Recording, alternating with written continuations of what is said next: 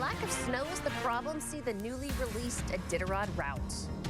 Protests across the country. Alaska joins a national effort upset about lost jobs and Elon Musk. Winter storm warnings and advisories for snow and gusty winds into western and southwest Alaska. Warming temperatures across the state. I'll have your forecast.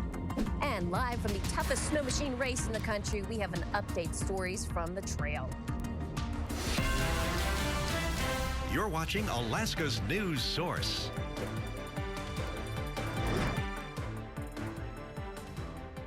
And it has been a mild week so far compared to things that we have normally seen. But Jackie Purcell says that get the coats off. Maybe it's time to warm up a little bit. Is it springy, Jackie? Are we there? Or temporary?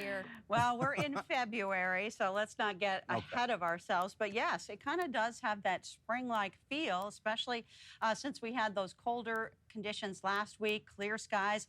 There is a big change for many areas of the state. Let's go to our satellite and radar. You can see just to the west, there are winter storm advisories as well as winter storm warnings, even blizzard warnings out for parts of western and northwestern Alaska.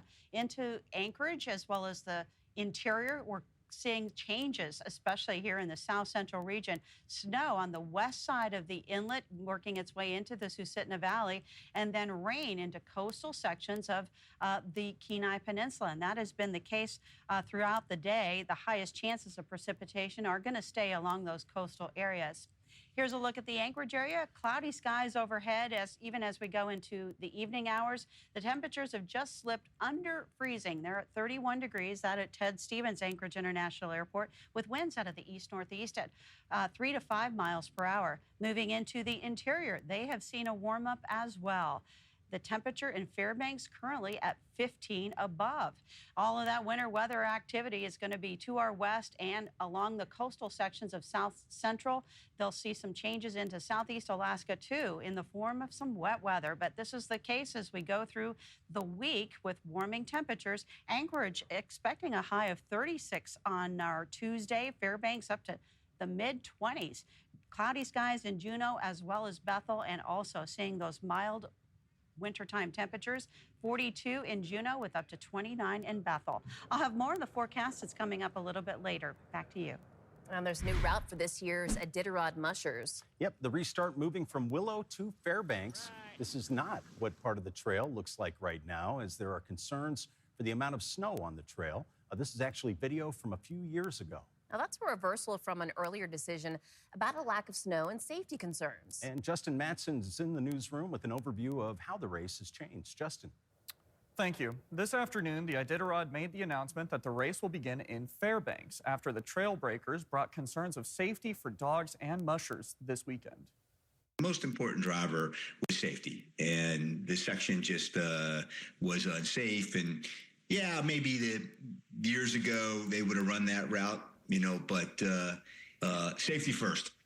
This is the new route. It starts in Fairbanks, goes through Manly and up to Ruby on the Yukon River before rejoining the traditional route, finishing in Nome, avoiding an impassable portion of the trail past Nome. Race director Mark Nordman says they heard the voiced concerns and the Iditarod ultimately made the right decision. Was that the reason we changed the race? Absolutely not. Had the trail been doable from myself and other people's decision, we would have gone that way. The best call was made, and I think it was just something that we really wanted to see if we could pull it off. And it was obvious the last 3-4 days that it was going to be tough, but I wasn't about to move the race to Fairbanks unless I knew it wasn't possible. Now, the ceremonial start will still be held in downtown Anchorage on March 1st at 10 a.m., followed by the restart in Fairbanks on Monday. John? Justin, thank you. Protesting Trump administration policies, hundreds of Alaskans joined nationwide President's Day rallies, and that included more than 100 outside the Capitol building in Juneau. In Anchorage, outside City Hall and downtown, and also along the New Seward Highway outside Fairbanks City Hall, and viewers sent us pictures of a group walking through Seward. These rallies, organized by a group called the 50-51 Movement, which stands for 50 Protests, 50 States, One Movement, with a message centered around opposing executive orders, federal layoffs, and Elon Musk's role in government. It's like we're all on the same team here. Let's try to work together to find positive solutions. Let's not vilify people and try to treat them like they're the enemy. I am here to protest the changes for DEI, because DEI impacts every member of my family, including people who are not people of color or anything. They're veterans. We are moving fast, so we will make mistakes, but we'll also fix the mistakes very quickly. Last week defended the cuts as necessary to deal with what the administration says is decades of overspending. The governor's office did not answer our repeated questions about the cuts impacting Alaska federal employees. Alaska Congressman Nick Begich, who's a member of the Congressional Doge Caucus, is expected to hold a town hall at 6:30. We will monitor that and update you on the late edition.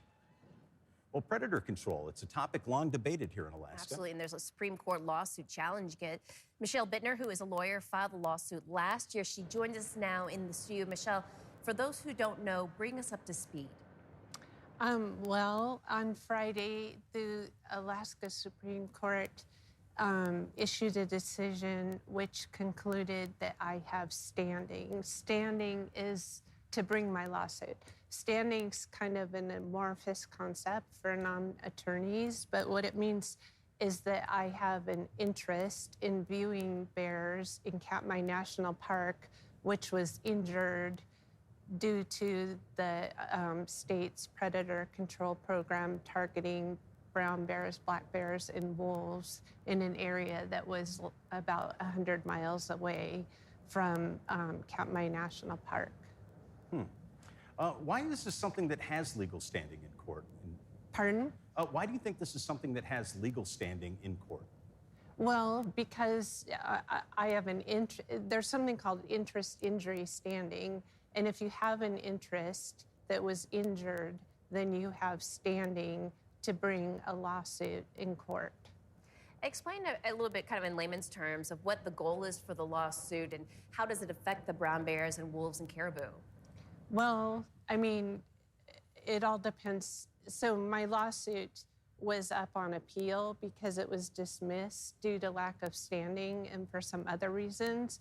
But the Alaska Supreme Court concluded that I do have standing to bring my lawsuit. So my lawsuit will be remanded or sent back down to the Alaska Superior Court, where I will be able to prosecute my claims before the Alaska Superior Court. All right. Michelle Bittner, thank you very much for joining us tonight. We really appreciate you taking the time. Thank you for having me.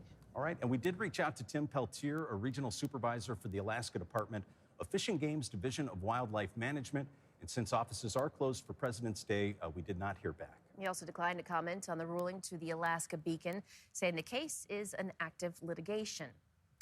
Well, it's the first round of money to go to Fairbanks after an opioid lawsuit. According to the Bureau, 3 organizations in Fairbanks were awarded a $25,000 grant. Now, they include the Interior AIDS Association, the Resource Center for Parents and Children, and the Boys and Girls Club.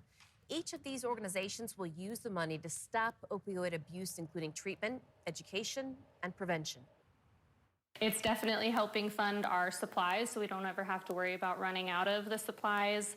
We can expand the types of supplies we buy, like the wound care kits, hats and gloves, other things that people need on kind of like an ad hoc or seasonal basis. We don't have to scramble to put together the different types of kits or supplies that they need, depending on what's going on for them.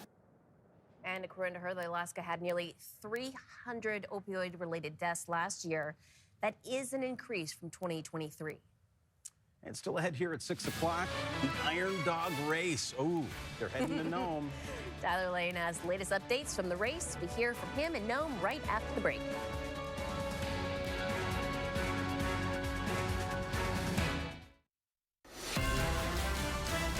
You're watching Alaska's news source. Iron Dog racers are nearing the halfway point. Ooh, Tyler Lane in Nome this afternoon. Tyler, what is the latest? Yeah, here in the Public Works Bay in Nome, where countless racers are going to be piling in here in the not-too-distant future. Preparation underway as they get ready to conduct much-needed maintenance to their sleds. Trail conditions this year have been beating these racers up over the last few thousand miles, with some areas featuring little to no snow for their vehicles to traverse. Here in Nome, snow and ice are in much higher quantity, but even on the horizon, you can still see open water. And today, that's led to a change in plans. Last week, there was a high tide, full moon, or whatever that was, and it pulled the ice out, so we got like a 3-foot drop off on the shore. Anyway, and it is a narrow spot with the seawall and the drop off. It's actually wide enough, but we don't want someone to have an accident. And we do have a few more scratches to report as well. Teams 13, 21, and 25 are now out of the race. That includes former Iron Dog champion Corey Davis. We're also being told by volunteers that the ambassador class is not far away, as Iron Dog sleds now starting to pull in to Nome. Tyler Lane, Alaska's news source. And here are the standings as of about 6 o'clock tonight. All right, Team 20 marked as first place at the moment. They are joined by 6 other teams who are in Kotzebue.